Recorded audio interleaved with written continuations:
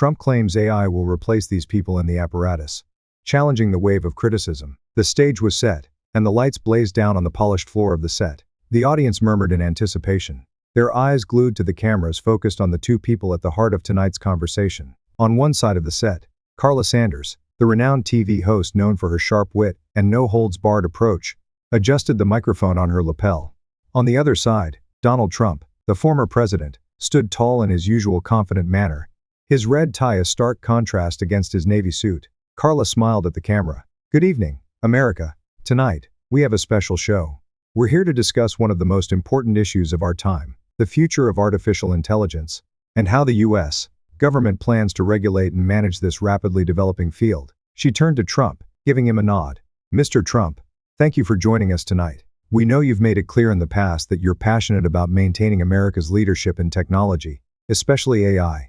But tonight, we're going to dive deeper into how your administration plans to approach this issue." Trump, who was known for his blunt and often controversial remarks, leaned forward slightly. His voice was steady, but there was a quiet intensity behind his words. "Thank you, Carla. It's great to be here. You're absolutely right. AI is a game changer. It's not just about the future. It's about right now. And the future of America depends on how we handle this technology. We need to make sure that it's developed right here, by Americans, with American values and American interests at heart." Carla raised an eyebrow, sensing where this was headed. "But, Mr. Trump, there are critics who argue that your approach could be too hands-off. They say that without strong regulations, AI could be dangerous, especially when it comes to privacy, misinformation, and even job displacement. How do you respond to that?" Trump's eyes narrowed, and a slight smirk tugged at the corner of his lips. "Listen, Carla, I hear all the fears.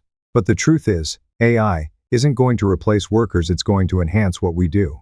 It will make our economy more efficient, more innovative, and create millions of new jobs. This isn't a job killer, it's a job creator." He paused, letting the weight of his words sink in before continuing. "The last thing we need is to smother this innovation with overregulation. Look at Europe, they're already making moves to restrict American tech companies.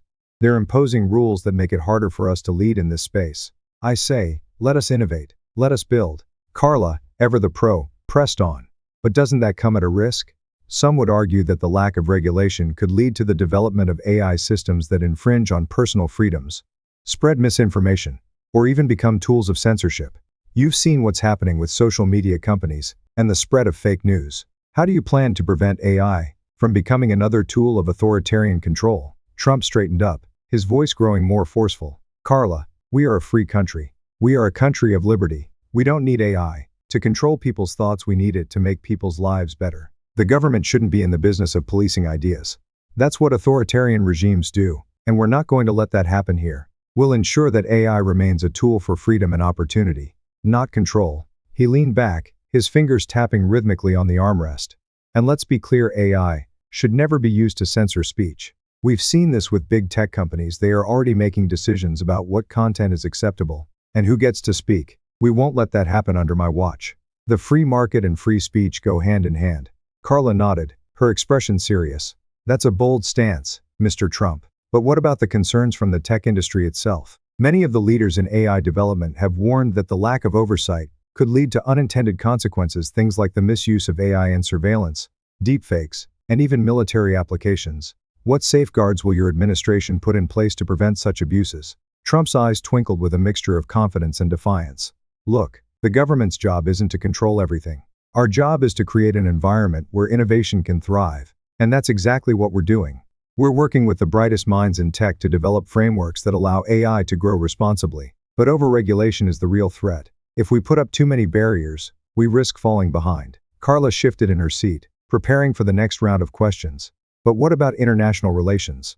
You've been vocal about opposing regulations from Europe, but could that put American companies in conflict with global allies? Wouldn't it be better to have a coordinated approach to AI development?" Trump raised an eyebrow, his tone unwavering. "We can't afford to wait for other countries to catch up. America is the leader in AI, and we will remain the leader. I'm all for international cooperation, but let's not be naive. Other countries will try to regulate us out of the market. We're going to keep our competitive edge, and we'll find ways to work with others without compromising our interests." Carla's lips curled into a small smile, impressed by the straightforwardness of Trump's argument. "All right, Mr. Trump, we'll leave it at that for now. When we come back, We'll dig deeper into the potential impact of AI on jobs and the economy. Don't go anywhere, folks. We'll be right back after this short break. As the camera cut to a commercial, the studio buzzed with energy. The debate had only just begun, and the stakes were high. Both sides were set to clash, and the world was watching. The camera flickered back to life as the break ended. The tension in the studio was palpable, and Carla Sanders wasted no time in jumping back into the conversation. Trump, still calm and collected, sat with his hands folded in his lap, his eyes never leaving the host. The debate over artificial intelligence was only getting started. Carla smiled at the camera. Welcome back, folks. We're continuing our conversation with former President Donald Trump about the future of artificial intelligence and how his administration plans to manage this groundbreaking technology. Now, Mr. Trump, you've made your position clear about the importance of innovation and freedom in AI development. But let's talk about something that's on the minds of many Americans: the impact of AI on jobs. She leaned forward slightly, her gaze fixed on Trump. Many experts believe AI will inevitably replace jobs, especially in industries like manufacturing, retail, and customer service. How can you assure the American public that AI will create more jobs than it destroys? Trump's expression softened just a fraction, though his voice remained firm. Look, Carla, this fear of AI replacing workers is a common misconception. I've heard it time and time again, but the reality is this: AI is a tool, not a replacement. It's going to make our workers more productive, more efficient. It's not about eliminating jobs, it's about enhancing them. He shifted slightly in his seat, his tone becoming more passionate. We've seen the same arguments with every major technological breakthrough in history. When the automobile came along, people thought it would put horse-drawn carriage drivers out of business. When computers came around, people feared they'd replace office workers. But what happened? We created millions of new jobs. AI will do the same. It's going to create new industries, new opportunities, and most importantly, it will make the American workforce even stronger. Carla took a moment to absorb his words before responding. But, Mr. Trump, the reality is that we've already seen large-scale automation in certain industries. Amazon's warehouses, for example, rely heavily on AI and robotics. Workers in those environments are already seeing the effects of automation. So, how can you guarantee that AI won't continue to reduce the number of low-skill jobs? Trump nodded slowly, as though he'd anticipated the question. I'll say this: technology evolves, and we need to evolve with it. What we're doing, and what we'll continue to do, is invest in education and training. We're preparing our workers for the jobs of tomorrow, not the jobs of yesterday. It's about reskilling, upskilling, and making sure that every American can thrive in the new economy. He leaned forward, looking directly into the camera. This isn't a future where people sit at home, waiting for a government check. It's a future where American workers are empowered with the tools they need to succeed. We're going to create a workforce that's ready to take on the AI revolution, and we're going to do it in a way that protects workers' rights and ensures fair wages. Carla, sensing an opening, pressed on. That's all well and good, but you've also been critical of other countries, particularly in Europe, for regulating American tech companies. Do you think the U.S. should take a hands-off approach, or should there be some sort of regulatory framework to ensure that AI is used ethically and safely? Trump's eyes narrowed, and his lips pressed together in a tight line. I'm not saying there shouldn't be any regulations, but what I'm saying is we can't let over-regulation stifle innovation. We need to create a framework that encourages development, not one that burdens the industry with red tape. The government's job isn't to control everything. It's to create the right conditions for businesses to thrive. AI is an American-made technology, and we need to protect that. He paused, his gaze flicking to the side for a brief moment before continuing. As for Europe, well, let's be clear. Europe has a history of trying to regulate American success. They're constantly coming up with new laws to hinder our companies. The Digital Services Act, for example, is just one of the many ways they're trying to control our tech companies. But the truth is, these regulations only hurt consumers and innovators. It's a race to the bottom, and America doesn't play that game. Carla leaned forward, clearly intrigued by the tension in his words. So, you're suggesting that regulations could hurt American consumers.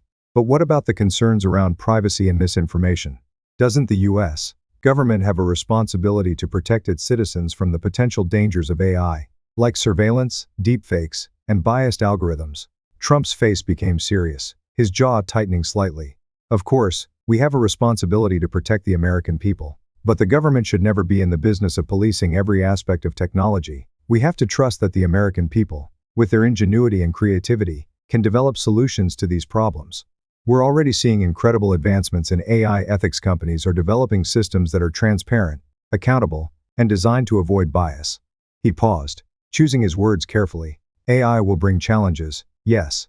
But it will also bring tremendous benefits. Instead of using government power to restrict what's possible, we should be empowering innovators to create ethical, responsible AI that works for everyone. Carla, her brow furrowed, continued her line of questioning.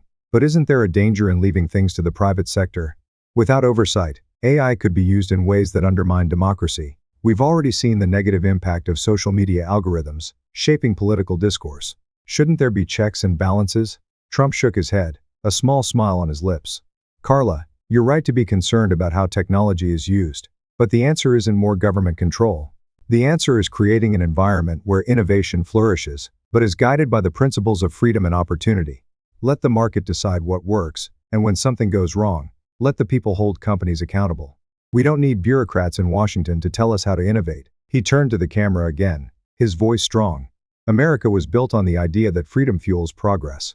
We can't lose sight of that. AI should be a tool for liberty, for prosperity, and for the betterment of society. And we will not let anyone, no matter where they're from, take that away from us. Carla nodded, clearly impressed by his conviction, but her voice remained steady. Well, Mr. Trump, this is certainly an issue we'll be following closely. When we come back, we'll discuss how the U.S. can collaborate with other nations on AI development without compromising American values. Stay with us, folks. We'll be right back. The camera zoomed out, cutting to a commercial as the tension in the studio mounted. Trump had made his case, but Carla was far from finished. The discussion had only just begun. The studio lights flickered on again as the break concluded. Carla Sanders turned back toward the camera, her voice steady and focused. The conversation about AI had only intensified, and the tension in the room was now palpable. Trump remained seated, his arms folded confidently across his chest, eyes never straying from the host. Welcome back, folks, Carla began. We're here with former President Donald Trump, discussing his administration's approach to artificial intelligence. Now, Mr. Trump, you've made it clear that you're against excessive regulation, but what about international collaboration? Many leaders around the world, particularly in Europe, are seeking stricter regulations for American tech companies. How do you see America's role in global AI development? Trump's face softened slightly as he leaned forward, the weight of the question clearly registering. Look, Carla, we're all in this together, and I've always believed that America should lead by example, not by force. But we can't allow other countries to set the terms for us. We can't let the EU or anyone else dictate how we regulate our companies. That's just not how we do things in America. He paused, eyes narrowing. Now, I'm not saying we shouldn't work with other nations. Of course, we have to collaborate, especially on the global issues that affect everyone, like cyber threats, privacy, and security. But what I am saying is that we need to maintain our competitive edge. America is the leader in AI development, and we can't let any government, foreign or domestic, put us at a disadvantage. Carla tilted her head, clearly intrigued by Trump's stance. But with so many European countries, as well as some parts of Asia, pushing for AI regulation, especially when it comes to privacy concerns, how can the U.S. navigate those waters? Isn't there a risk of American companies being shut out of foreign markets? Trump smiled, a confident glint in his eye. First of all, let me say this. American companies are the best in the world. They've built AI systems that the world depends on. Now, Europe can try to regulate all they want, but at the end of the day, their regulations often hurt consumers more than they help. Take the Digital Services Act, for example. It's a mess, and it's only going to create more problems for European consumers. The same goes for their privacy regulations that are so stringent. They're stifling the ability of businesses to innovate. He leaned back in his chair, a note of finality in his voice. America's companies don't need to be controlled by foreign bureaucrats. What we need is an environment where businesses can thrive, where innovation isn't bogged down by endless rules and regulations. And we can still protect privacy. We can have it both ways: secure, ethical AI that's also open for innovation. Carla raised an eyebrow, clearly fascinated by the argument. But surely, the international community has a right to impose some level of oversight. After all, AI is a technology that crosses borders. The use of facial recognition, for example, is a huge concern in many countries. How do you address that? Trump nodded, his voice more measured. I understand the concerns, Carla. But the key is in how we regulate it. If we allow international governments to dictate terms that stifle innovation, we all lose. Yes, we need privacy protections, but we also need to ensure that AI can grow and evolve. Look, in America, we believe in freedom. We believe in the power of individuals to make their own decisions, and that includes how AI is used. He paused, his gaze focused, unwavering. What we can't afford is a situation where countries like China, who have no qualms about using AI for surveillance and authoritarian control, take the lead in AI development. That would be a disaster for the world. America has a responsibility to lead not just in technology, but in protecting the freedoms that come with it. Carla's tone shifted, less confrontational, but more curious.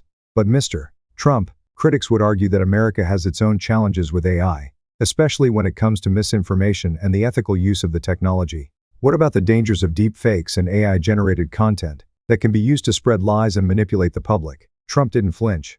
We have to be vigilant, no doubt about it. But the solution isn't more government control, it's innovation. The more we create, the more solutions will develop. AI is going to help us solve some of these issues, not make them worse. We're already seeing tech companies develop systems to detect deep fakes and prevent the spread of harmful content. The market is responding. The government's job is to create the conditions for that to happen, not to act as the censor. Carla paused, processing his response. So, you're saying that the government's role is to facilitate innovation, not control it? Exactly, Trump said, his tone resolute. Let the innovators innovate. Let the entrepreneurs create. Let the American people decide how they want to use technology. That's how we've built the greatest economy in the world. We didn't get here by being afraid of change. We embraced it. Carla shifted in her chair, sensing the shift in the conversation. But with AI developing at such a fast pace, how do we ensure that there's enough oversight to prevent abuse? You've said that you want to protect American workers. What about protecting them from the potential risks of AI? Trump paused, reflecting for a moment. Look, we're not going to leave people in the dust.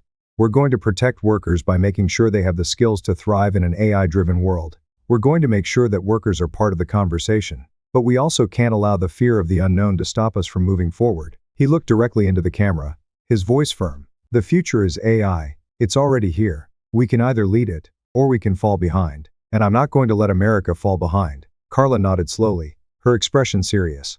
We'll be right back after the break to talk more about the role of AI in the US economy, and how we can ensure that these technologies benefit all Americans. Stay with us. As the camera pulled away, the room fell silent for a moment, the weight of the discussion lingering in the air. Trump had made his position clear, but the debate was far from over. The world was watching, and the next steps in this technological revolution would shape the future for years to come. The conversation in the studio had grown more intense. The audience remained silent as Trump's perspective on AI's potential collided with Carla's pressing concerns. His belief that innovation should be unhindered by excessive regulation was clear, but there was a lingering question. What would that mean for American workers?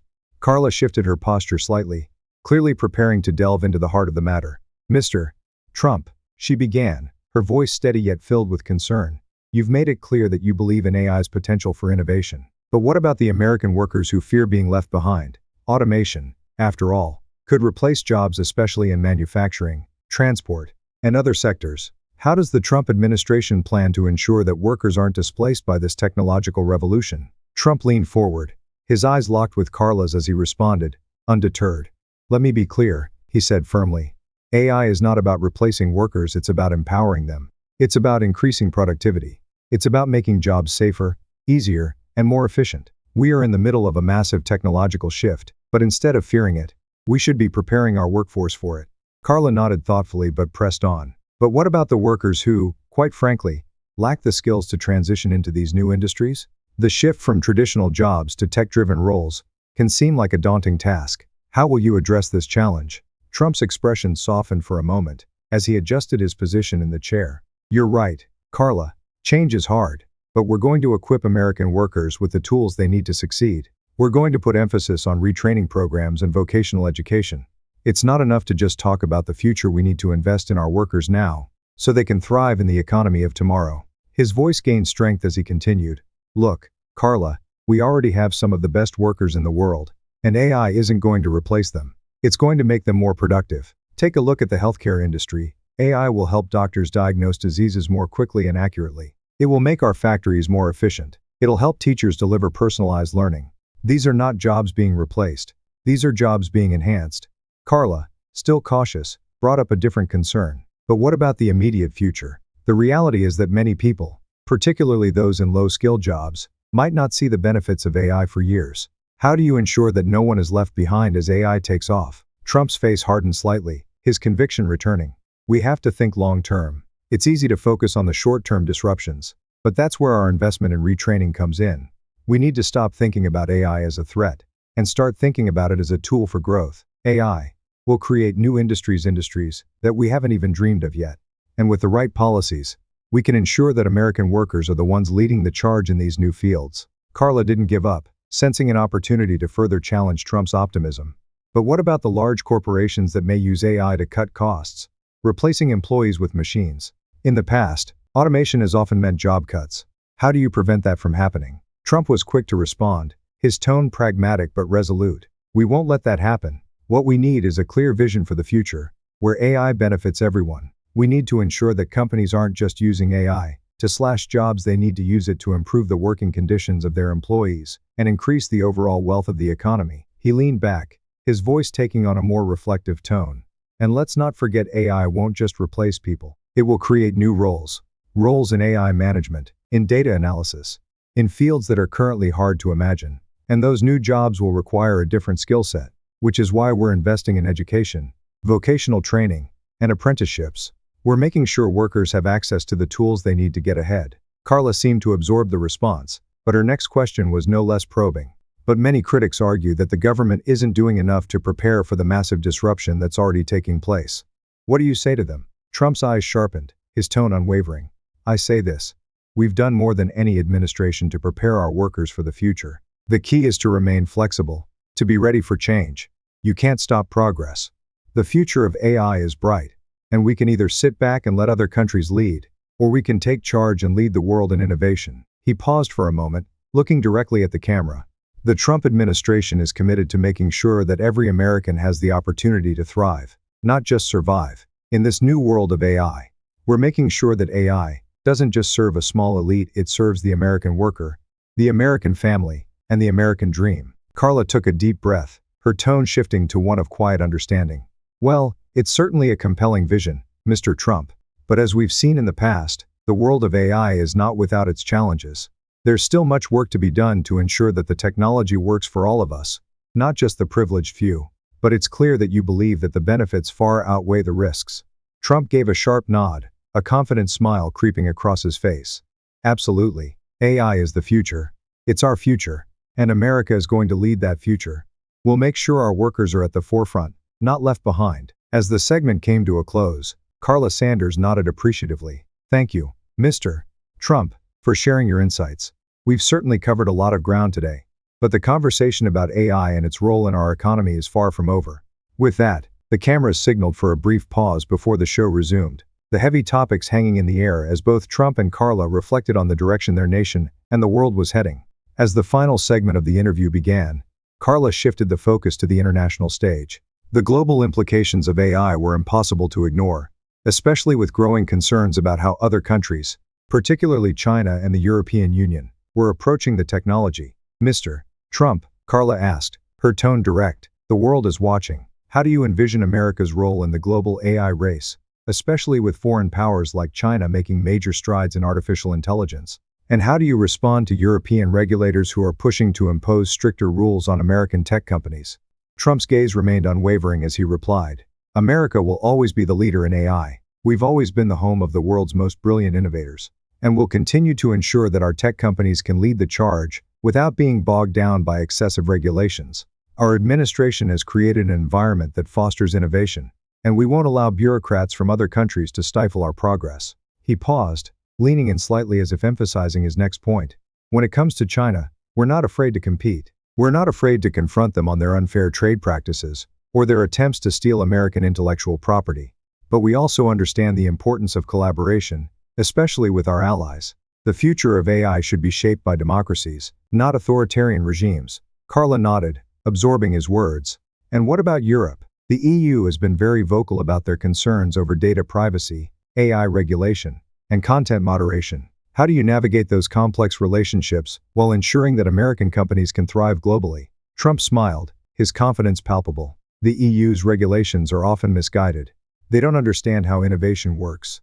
They impose rules that stifle creativity and limit economic growth. We need a regulatory environment that encourages companies to innovate and grow, not one that treats them like criminals for trying to create something new. He continued, but that doesn't mean we're not open to working with our international partners. We want to create fair, open markets.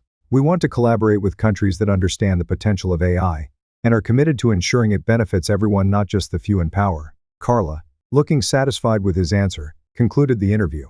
Thank you, Mr. Trump, for sharing your vision. It's clear that the future of AI will be a defining issue for America and the world. How that future unfolds and who controls it will depend on the decisions we make today. As the cameras cut, the tension in the room lingered. The debate over AI's future was far from over, and with powerful voices like Trump's leading the conversation, it was clear that the battle for AI's direction had only just begun. As the interview neared its end, Carla asked one final question that had been on the minds of many viewers. Mr. Trump, many critics argue that AI could ultimately replace jobs, leading to widespread unemployment. How do you respond to those concerns, especially when it comes to American workers? Trump leaned back in his chair, his eyes focused as he prepared to answer.